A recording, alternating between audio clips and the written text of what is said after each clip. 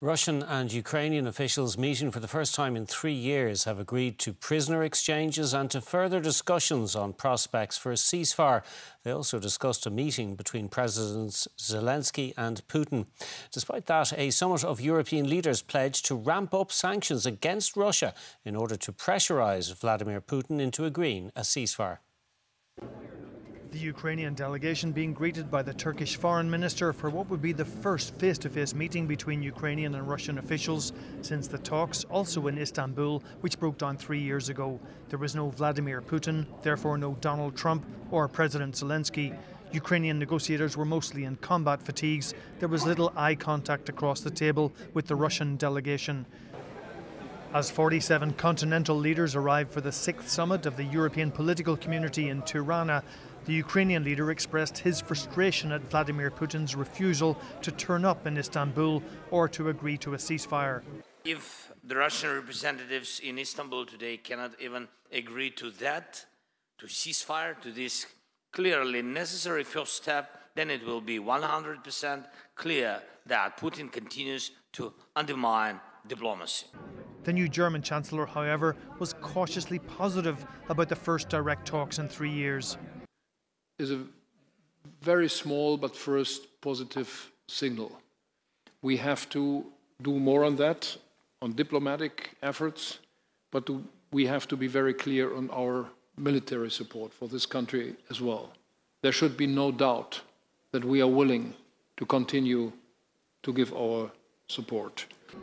But the momentum for tougher sanctions on Russia is growing. Putin is not serious about peace. He's been dragging his heels.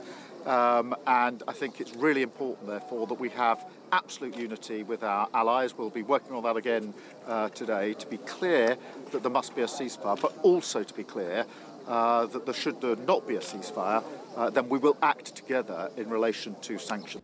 However, after the Istanbul talks ended, both sides announced a prisoner exchange and that they discussed both a ceasefire and a potential meeting between President Zelensky and Vladimir Putin. We have agreed to exchange 1,000 persons to 1,000, and we're working on other modalities, and our colleagues are in contact and will exchange all the documents. Those incremental moves will be welcomed, but there's still no sign of Russian agreement to a ceasefire, which Europe, Ukraine and the Trump administration are now demanding.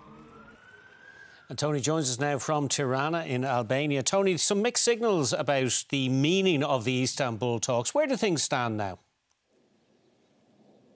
Well, David, on the one hand, you would think that a prisoner exchange and then further talks about a ceasefire and a possible meeting between Vladimir Zelensky and Vladimir Putin would be encouraging. But of course, there is deep scepticism and cynicism, I think, about Vladimir Putin's motives, whether this is another opportunity for him to string things out.